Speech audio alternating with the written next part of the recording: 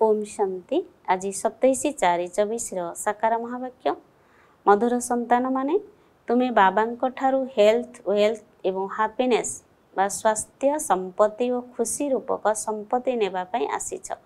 ईश्वरीय मतरे चलिबा द्वारा ही बाबा ठारू संपत्ति मिलता है। प्रश्न, बाबा समस्त संतान मानकु विकल्प जीत हेबार केउ उपाय बताउछंती? उत्तर, विकल्प जीत हेबा पाई निजको आत्मा मने करी भाई भाईर दृष्टि रे देख। शरीर को देखिबा द्वारा विकल्प अर्थात विकारी संकल्प आसी थाए। सेतिपई भ्रुकुटी रे आत्मा भाई को देख। पवित्र हेबाकु हेले एही दृष्टि को पक्का कर। निरंतर पतित पावन बाबा को मने पका। मने पकाइबा द्वारा आत्मारु कलंकी छाड़ी जीव, खुशी बढ़ी जीव एवं विकल्प उपरे विजय प्राप्त करि परिबो। ओम शांति। शिव भगवान उवाच निजर शालग्राम मानक प्रति शिव भगवान उवाच अर्थात निश्चित भाव शरीर आधार नेउथिबे तेबे तो उवाच होई परिबो। कहिबा निमंते मुख निश्चित आवश्यक, शुणिबा पई कान मध्य निहाती दरकार। आत्मा को कान और मुखर आवश्यकता रहिछि। एबे तुमको ईश्वरीय मत मिलुछि जहाको रामंकर मत बोली कुहा जाउछि। अन्य माने तो रावण मतरे अछंती। गोटी हेला ईश्वरीय मत एवं अन्यटी आसुरी मत। ईश्वरीय मत आधा कल्प चलुछि। बाबा ईश्वरीय मत दे तुम मानको देवता करुछंती। पुणी सत्य जुग एवं त्रेता जुगरे सेही मत रहिबो। सेठारे जन्म मध्य कम हेबो काहेकिना जोगी जीवन बितांती। द्वापर कली जुगरे रावण मत एठारे जन्म मध्य बहुत नेउछंती काहेकिना भोगी जीवन बिताउछंती। सेथिपई आयु मध्य कम हेउछि। बहुत संप्रदाय होई जाइथाय तेणु बहुत दुखी होइथांती। राम मतधारी माने रावण मतरे मिसी जाउछंती तेणु समग्र दुनिया रे रावण मत होई जाउछि। पुणी बाबा आसी समस्त को राम मत देउछंती। सत्य जुगरे रामंक मत अर्थात ईश्वरीय मत जहाको स्वर्ग बोली कुहा जाय। ईश्वरीय मत द्वारा स्वर्ग रे स्थापना आधा कल्प पई होई जाइछि। आधा कल्प परे रावण राज्य आरंभ हेउछि जहाको आसुरी मत कुहा जाउछि। एबे निजको पचार जे आमे आसुरी मतरे कोन करूथिलु, ईश्वरीय मत द्वारा कोन करूछु? पूर्वरु नरकवासी थिलु पुणी शिवालय रे स्वर्गवासी हेउछु। सत्य जुग एवं त्रेता जुग को शिवालय कुहा जाय। जहांक नाम रे स्थापना हेउछि तांको नाम निश्चित रखिबे तेणु ताहा हेउछि शिवालय जेउठी देवता माने रहुछंती। रचयिता बाबा ही तुमको एई कथा बुझाउछंती। कोन रचना करूछंती से कथा मध्य तुमे संतान माने जानिछ। समस्त रचना एही समय तांको डाकुछंती हे पतित पावन अथवा हे मुक्तिदाता, रावण राज्यरु अथवा दुःखरु मुक्त करुथिबा मुक्तिदाता। एबे तुमे माने प्रकृत सुख विषय रे जानुछ तेणु एहाको दुःख बोली भाबुछ।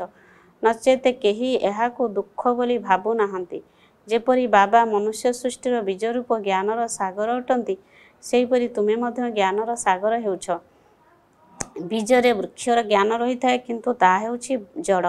जदि चैतन्य होइथांता तेबे कहिथांता तुमे माने चैतन्य होइथिबारु वृक्ष को जानिछ। बाबा को कहा जाउछि मनुष्य सृष्टिर बीजरूप सत चित आनंद स्वरूप। एही वृक्षर उत्पत्ति एवं पालना किपरि हेउछि एकथा केही जानि नाहांती। एपरि नुहे जे नुआ वृक्ष उत्पन्न हेउछि। बाबा बुझाउछंती पुराणा होई जाइथिबा वृक्षर मनुष्य माने डाकुछंती कहउछंती आसी रावण कबळरु आमको मुक्त कर काहेकिना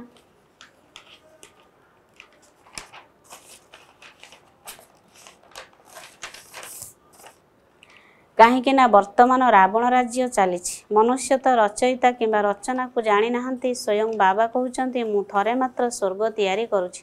स्वर्ग परे पुणी नर्क हेउछि। रावणर प्रवेशता हेउछि तेणु समस्ते वाम मार्ग रे चली जाउछंती। सत्य जुगरे हेल्थ वेल्थ हैप्पीनेस सब किछि थाए।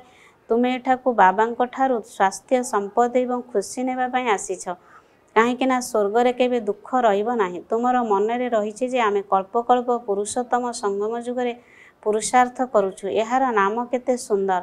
अन्य कोनोसी जुग को पुरुषोत्तम कुहाजिबो नाही। सेथिरे केवल सीढ़ी तळकू ओल्हाई थांती। बाबांकू डाकुछंती समर्पण मध्य करूछंती किंतु एकथा जानि नाहंती जे बाबा केबे आसीबे। डाकुछंती हे ईश्वरीय पिता दुखरु मुक्त कर, गाइड हुओ। सिए मुक्तिदाता तेणु निश्चित आसीबाकू पड़िबो। पुणी गाइड होई नहीं जीवाकू हेबो। बाबा संतान मानकू बहुत दिन पर देखुछंती तेणु बहुत खुशी हेउछंती। से लौकिक पिता ये आत्मिक पिता अटंती। बाबा क्रिएटर बा रचयिता मध्य अटंती। रचना करी पुणी तार पालना मध्य करुछंती। पुनर्जन्म तो नेबाकू पड़ुछि।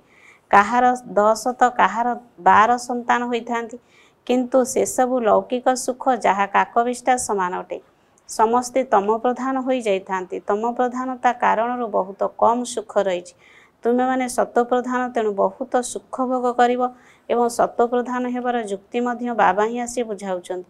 ବାବାଙ୍କୁ ସର୍ବଶକ୍ତିମାନ କୁହାଯାଉଛି। ମନୁଷ୍ୟ ଭାବୁଛନ୍ତି ଈଶ୍ୱର ସର୍ବଶକ୍ତିମାନ, ତେଣୁ ଯାହା ଚାହିଁବେ ତାହା କରିପାରିବେ, ମୃତକୁ ମଧ୍ୟ ଜୀବିତ କରିଦେଇପାରିବେ। ଏକଥା କେହି ଜଣେ ଲେଖିଥିଲେ, ଯଦି ଆପଣ ଭଗବାନ ତେବେ ମାଛିକୁ ଜୀବଦାନ ଦେଇ ଦେଖାନ୍ତୁ। ଏପରି ଢେର ପ୍ରଶ୍ନ ପଚାରୁଛନ୍ତି। ତୁମମାନଙ୍କୁ ବାବା ଶକ୍ତି ଦେଉଛନ୍ତି, ଯାହାଫଳରେ ତୁମେ ରାବଣ ଉପରେ ବିଜୟ ପ୍ରାପ୍ତ କରୁଛ, ବାନରରୁ ମନ୍ଦିର ଯୋଗ୍ୟ ହେଉଛ। ସେମାନେ ପୁଣି କ'ଣ କ'ଣ ସବୁ ତିଆରି କରିଦେଉଛନ୍ତି। ବାସ୍ତବରେ ତୁମେ ସମସ୍ତେ ସୀତା ଭକ୍ତିନୀ ଅଟ। ମୁଁ ତୁମ ସମସ୍ତଙ୍କୁ ରାବଣଠାରୁ ମୁକୁଳାଇ ଦେଉଛି। ରାବଣ ଦ୍ୱାରା ତୁମକୁ କେବେ ହେଲେ ସୁଖ ମିଳିପାରିବ ନାହିଁ। ବର୍ତ୍ତମାନ ସମସ୍ତେ ରାବଣର ଜେଲରେ ଅଛନ୍ତି। ରାମଙ୍କର ଜେଲ କୁହାଯିବ ନାହିଁ। ରାମ ରାବଣର ଜେଲରୁ ମୁକୁଳାଇବା ପାଇଁ ଆସୁଛନ୍ତି। 10 ମୁଣ୍ଡଧାରୀ ରାବଣ ତିଆରି କରୁଛନ୍ତି। ତାର 20ଟି ହାତ ଦେଖାଉଛନ୍ତି। ବାବା ବୁଝାଉଛନ୍ତି 5 ବିକାର ସ୍ତ୍ରୀଠାରେ ଏବଂ 5 ବିକାର ପୁରୁଷଠାରେ ରହିଛି। ତାକୁ ରାବଣ ରାଜ୍ୟ ଅଥବା 5 ବିକାର ରୂପୀ ମାୟାର ରାଜ୍ୟ କୁହାଯାଉଛି। ଏପରି କୁହାଯିବ ନାହିଁ ଯେ ଏହାଙ୍କ ପାଖରେ ବହୁତ ମାୟା ଅଛି। ମାୟାର ନିଶା ଚଢ଼ିଛି। ଧନକୁ ମାୟା କୁହାଯିବ ନାହିଁ। ଧନକୁ ସମ୍ପତ୍ତି ବୋଲି କୁହାଯାଏ। ତୁମକୁ ବହୁତ ସମ୍ପତ୍ତି ଆଦି ମିଳୁଛି। ତୁମକୁ କାହାଠାରୁ କିଛି ମାଗିବାର ଆବଶ୍ୟକତା ନାହିଁ, କାହିଁକି ନା ଏହା ହେଉଛି ପାଠପଢ଼ା। ପାଠପଢ଼ାରେ କ'ଣ ମଗାଯାଇଥାଏ କି? ଶିକ୍ଷକ ଯାହା ପଢ଼ାଇବେ ଛାତ୍ର ତାହା ପଢ଼ିବେ। ଯିଏ ଯେତେ ପଢ଼ିବ ସେତେ ପାଇବ। ଏଥିରେ ମାଗିବାର କୌଣସି କଥା ନାହିଁ। ଏଥିରେ ପବିତ୍ରତା ମଧ୍ୟ ଆବଶ୍ୟକ। ଗୋଟିଏ ଅକ୍ଷରର ମଧ୍ୟ ମୂଲ୍ୟ ଦେଖ କେତେ। ପଦ୍ମା ପଦମ୍। ବାବାଙ୍କୁ ଯଥାର୍ଥ ରୂପେ ଚିହ୍ନି ତାଙ୍କୁ ମନେ ପକାଅ। ବାବା ପରିଚୟ ଦେଉଛନ୍ତି, ଆତ୍ମା ବିନ୍ଦୁ ସଦୃଶ। ମୁଁ ମଧ୍ୟ ବିନ୍ଦୁ ଅଟେ, କିନ୍ତୁ ସେ ସଦା ପବିତ୍ର ଅଟନ୍ତି। ଶାନ୍ତି, ଜ୍ଞାନ, ପବିତ୍ରତାର ସାଗର ଅଟନ୍ତି। ଜଣଙ୍କର ହିଁ ମହିମା କରାଯାଉଛି। ସମସ୍ତଙ୍କର ପଦବୀ ନିଜସ୍ୱ ଅଟେ। ଗୋଟିଏ ନାଟକ ମଧ୍ୟ ତିଆରି କରିଛନ୍ତି। କୋଣ କୋଣରେ ଭଗବାନ। ଯିଏ ନାଟକ ଦେଖିଥିବେ ସିଏ ଜାଣିଥିବେ। ମହାବୀର ସନ୍ତାନମାନଙ୍କୁ ବାବା କହୁଛନ୍ତି, ତୁମେମାନେ କେଉଁଠାକୁ ବି ଯାଅ, କିନ୍ତୁ ସବୁକିଛି କେବଳ ସାକ୍ଷୀ ହୋଇ ଦେଖ।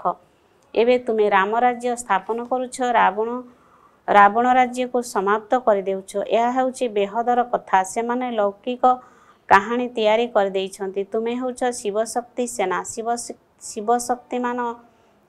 ଶିବ ସର୍ବଶକ୍ତିମାନ ଅଟନ୍ତି ନା? ତୁମେ ହେଉଛ ଶିବଙ୍କଠାରୁ ଶକ୍ତି ନେଉଥିବା ଶିବଙ୍କର ସେନା।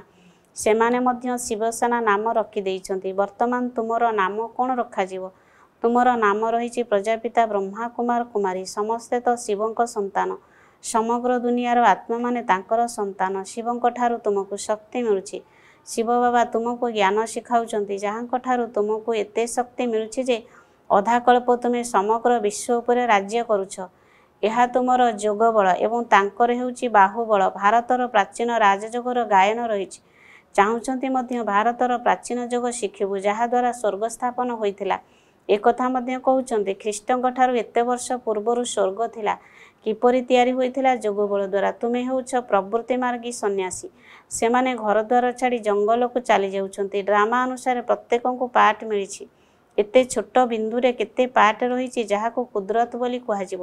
ବାବା ତ ସଦା ଶକ୍ତିମାନ ଗୋଲ୍ଡେନ୍ ଏଜେଡ୍ ଅଟନ୍ତି। ବର୍ତ୍ତମାନ ତୁମେ ତାଙ୍କଠାରୁ ଶକ୍ତି ନେଉଛ। ଡ୍ରାମା ମଧ୍ୟ ଏଭଳି ପ୍ରସ୍ତୁତ ହୋଇଛି। ଏପରି ନୁହେଁ ଯେ ଭଗବାନ ହଜାର ସୂର୍ଯ୍ୟଠାରୁ ତେଜମୟ ଅଟନ୍ତି। ଯାହାର ଯେପରି ଭାବନା ରହିଥାଏ ସେହି ଅନୁସାରେ ଦେଖିଥାନ୍ତି। ଆଖି ଲାଲ ହୋଇଯାଏ। କହନ୍ତି, ବାସ୍ ସେତିକି ଥାଉ, ଆମେ ସହନ କରିପାରୁ ନାହୁଁ। ବାବା କହୁଛନ୍ତି, ସେ ସବୁ ଭକ୍ତିମାର୍ଗର ସଂସ୍କାର। ଏହା ତ ଜ୍ଞାନ ଅଟେ। ଏଥିରେ ପାଠ ପଢ଼ିବାକୁ ହେବ। ବାବା ଶିକ୍ଷକ ମଧ୍ୟ ଅଟନ୍ତି। ପଢ଼ାଉଛନ୍ତି। କହୁଛନ୍ତି, ତୁମକୁ ତମ ପ୍ରଧାନରୁ ସତ୍ତ୍ୱପ୍ରଧାନ ହେବାକୁ ପଡ଼ିବ। ବାବା ବୁଝାଉଛନ୍ତି, ଖରାପ କଥା ଶୁଣ ନାହିଁ। ମନୁଷ୍ୟମାନଙ୍କୁ ଜଣା ନାହିଁ ଯେ ଏକଥା କିଏ କହୁଛନ୍ତି। ପୂର୍ବରୁ ମାଙ୍କଡ଼ର ଚିତ୍ର ତିଆରି କରୁଥିଲେ, ଏବେ ମନୁଷ୍ୟମାନଙ୍କର ତିଆରି କରୁଛନ୍ତି। ବାବା ମଧ୍ୟ ନଳିନୀ କନ୍ୟାଙ୍କର ଚିତ୍ର ତିଆରି କରାଇଥିଲେ। ମନୁଷ୍ୟମାନଙ୍କୁ କେତେ ଭକ୍ତିର ନିଶା ରହିଛି। ଭକ୍ତିର ରାଜ୍ୟ ଅଟେ ନା? ବର୍ତ୍ତମାନ ଜ୍ଞାନର ରାଜ୍ୟ ହେଉଛି। କେତେ ଫରକ ହୋଇଯାଉଛି। ପିଲାମାନେ ଜାଣିଛନ୍ତି ବାସ୍ତବରେ ଜ୍ଞାନରେ ବହୁତ ସୁଖ ମିଳୁଛି, ପୁଣି ଭକ୍ତିରେ ସିଡ଼ି ତଳକୁ ଓହ୍ଲାଉଛନ୍ତି। ଆମେ ପ୍ରଥମେ ସତ୍ୟଯୁଗକୁ ଯାଉଛୁ, ପୁଣି ଉଙ୍କୁଣି ସଦୃଶ ଧୀରେ ଧୀରେ ତଳକୁ ଓହ୍ଲାଉଛୁ। 1250 ବର୍ଷରେ 2ଟି କଳା କମ୍ ହୋଇଯାଉଛି। ଚନ୍ଦ୍ରମାର ଉଦାହରଣ ରହିଛି। ଚନ୍ଦ୍ରମାର ଗ୍ରହଣ ଲାଗି କଳା କମ୍ ହେବାରେ ଲାଗିଥାଏ। ପୁଣି ଧୀରେ ଧୀରେ କଳା ବଢ଼ି ବଢ଼ି 16 କଳା ହୋଇଥାଏ। ତାହା ହେଉଛି ଅଳ୍ପ କାଳର କଥା। ଏହା ହେଉଛି ବେହଦର କଥା। ବର୍ତ୍ତମାନ ସମସ୍ତଙ୍କ ଉପରେ ରାହୁର ଗ୍ରହଣ ଲାଗିଛି। ସର୍ବୋଚ୍ଚ ଦଶା ବୃହସ୍ପତିର ଦଶା, ସବୁଠାରୁ ନୀଚ ଦଶା ରାହୁର ଦଶା ଏକଦମ ଦେବାଳିଆ କରିଦେଇଥାଏ। ବୃହସ୍ପତିର ଦଶା ଦ୍ୱାରା ଆମେ ଚଢ଼ୁଛୁ। ସେମାନେ ବେହଦର ବାବାଙ୍କୁ ଜାଣିନାହାନ୍ତି। ବାସ୍ତବରେ ବର୍ତ୍ତମାନ ସମସ୍ତଙ୍କ ଉପରେ ରାହୁର ଦଶା ରହିଛି, ଏକଥା ତୁମେମାନେ ଜାଣିଛ, ଅନ୍ୟ କେହି ଜାଣିନାହାନ୍ତି। ରାହୁର ଦଶା ହିଁ କାଙ୍ଗାଳ କରିଦେଉଛି। ବୃହସ୍ପତିର ଦଶା ଦ୍ୱାରା ସାହୁକାର ହେଉଛନ୍ତି। ଭାରତ କେତେ ଧନବାନ ଥିଲା। ବିଶ୍ୱରେ ଏକମାତ୍ର ଭାରତ ହିଁ ଥିଲା।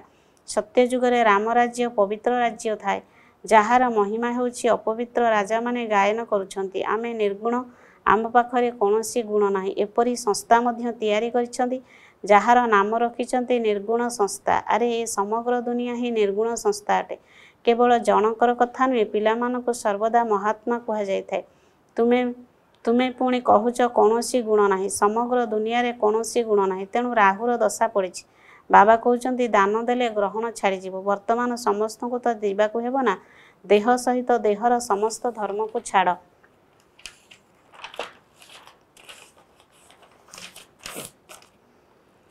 ନିଜକୁ ଆତ୍ମା ନିଶ୍ଚୟ କର। ତୁମକୁ ଏବେ ଘରକୁ ଯିବାକୁ ହେବ, କିନ୍ତୁ ସମସ୍ତେ ଅପବିତ୍ର, ତେଣୁ କେହି ଘରକୁ ଫେରିଯାଇ ପାରିବୁ ନାହିଁ। ଏବେ ବାବା ପବିତ୍ର ହେବାର ଯୁକ୍ତି ବତାଉଛନ୍ତି। ବେହଦର ବାବାଙ୍କୁ ମନେ ପକାଅ। କେହି କେହି କହୁଛନ୍ତି ବାବା ଆମେ ଭୁଲି ଯାଉଛୁ। ବାବା କହୁଛନ୍ତି ମଧୁର ସନ୍ତାନମାନେ ପତିତପାବନ ବାବାଙ୍କୁ ଭୁଲିଗଲେ ତୁମେ ପାବନ କିପରି ହେବ? ବିଚାର କର ଯେ ତୁମେ କ'ଣ କହୁଛ। ଜୀବଜନ୍ତୁ ମଧ୍ୟ କେବେ ଏପରି କହିବେ ନାହିଁ ଯେ ଆମେ ବାବାଙ୍କୁ ଭୁଲି ଯାଉଛୁ। ତୁମେ କ'ଣ କହୁଛ? ମୁଁ ତୁମର ଅବିନାଶୀ ପିତା। ତୁମେ ଅବିନାଶୀ ସମ୍ପତ୍ତି ନେବାକୁ ଆସିଛ। ନିରାକାର ବାବା ସାକାରରେ ଆସିଲେ ହିଁ ପାଠ ପଢ଼ାଇବେ ନା। ବର୍ତ୍ତମାନ ବାବା ଏହାଙ୍କ ଶରୀରରେ ପ୍ରବେଶ କରିଛନ୍ତି। ଇଏ ହେଉଛନ୍ତି ବାପଦାଦା। ଉଭୟଙ୍କର ଆତ୍ମା ଏ ଭ୍ରୁକୁଟି ମଧ୍ୟରେ ରହିଛି। ତୁମେ ବାପଦାଦା କହୁଛ, ତେବେ ନିଶ୍ଚୟ ଉଭୟଙ୍କର ଆତ୍ମା ରହିଥିବ। ଶିବ ବାବା ଏବଂ ବ୍ରହ୍ମାଙ୍କ ଆତ୍ମା। ତୁମେ ସମସ୍ତେ ପ୍ରଜାପିତା ବ୍ରହ୍ମା କୁମାର କୁମାରୀ ହୋଇଛ। ତୁମକୁ ଜ୍ଞାନ ମିଳୁଥିବାରୁ ଜାଣିଛ ଯେ ଆମେ ଭାଇ ଭାଇ ଅଟୁ। ପୁଣି ପ୍ରଜାପିତା ବ୍ରହ୍ମାଙ୍କ ଦ୍ୱାରା ଆମେ ଭାଇ ଭଉଣୀ ହେଉଛୁ। ଏହି ସ୍ମୃତି ପକ୍କା ହେବା ଉଚିତ। କିନ୍ତୁ ବାବା ଦେଖୁଛନ୍ତି ଯେ ଭାଇ ଭଉଣୀଙ୍କ ଭିତରେ ମଧ୍ୟ ନାମ ରୂପର ଆକର୍ଷଣ ରହୁଛି। ଅନେକଙ୍କୁ ବିକଳ୍ପ ମଧ୍ୟ ଆସୁଛି। ସୁନ୍ଦର ଶରୀର ଦେଖିଲେ ବିକଳ୍ପ ଆସିଥାଏ। ଏବେ ବାବା କହୁଛନ୍ତି ନିଜକୁ ଆତ୍ମା ଭାବି ଭାଇ ଭାଇର ଦୃଷ୍ଟିରେ ଦେଖ। ସମସ୍ତ ଆତ୍ମା ପରସ୍ପର ଭାଇ ଭାଇ। ଆତ୍ମା ଭାଇ ଭାଇ ହେଲେ ପିତା ମଧ୍ୟ ନିଶ୍ଚିତ ରହିବା ଆବଶ୍ୟକ। ସମସ୍ତଙ୍କର ଜଣେ ହିଁ ବାପା। ସମସ୍ତେ ବାବାଙ୍କୁ ୟାଦ କରୁଛନ୍ତି। ବର୍ତ୍ତମାନ ବାବା କହୁଛନ୍ତି ସତ୍ୱପ୍ରଧାନ ହେବାକୁ ହେଲେ ମୋତେ ମନେ ପକାଅ। ଯେତେ ଯୋଗଯୁକ୍ତ ହୋଇ ରହିବ ସେତେ କଳଙ୍କ ସଫା ହୋଇଯିବ। ଖୁସିର ନିଶା ଚଢ଼ିବ ଏବଂ ଆକର୍ଷଣ ମଧ୍ୟ ହେବ ପୁରୁଷାର୍ଥର କ୍ରମାନୁସାରେ। ଆଚ୍ଛା, ମିଠା ମିଠା ଶିଖିଲେ ଦେ ସନ୍ତାନମାନଙ୍କ ପ୍ରତି ମାତୃପିତା ବାପଦାଦାଙ୍କର ମଧୁର ସ୍ନେହଭରା ସ୍ମୃତି ଏବଂ ସୁପ୍ରଭାତ। ଆତ୍ମିକ ପିତାଙ୍କର ଆତ୍ମିକ ସନ୍ତାନମାନଙ୍କୁ ନମସ୍ତେ। ଆତ୍ମିକ ସନ୍ତାନମାନଙ୍କର ଆତ୍ମିକ ମାତୃପିତାଙ୍କୁ ନମସ୍ତେ ନମସ୍ତେ ନମସ୍ତେ। ମୁଖ୍ୟସାର 1 ନମ୍ବର, ପାଠପଢ଼ା ଉପରେ ସମ୍ପୂର୍ଣ୍ଣ ଧ୍ୟାନ ଦେଇ ନିଜକୁ ସମ୍ପତ୍ତିବାନ କରାଇବାର ଅଛି।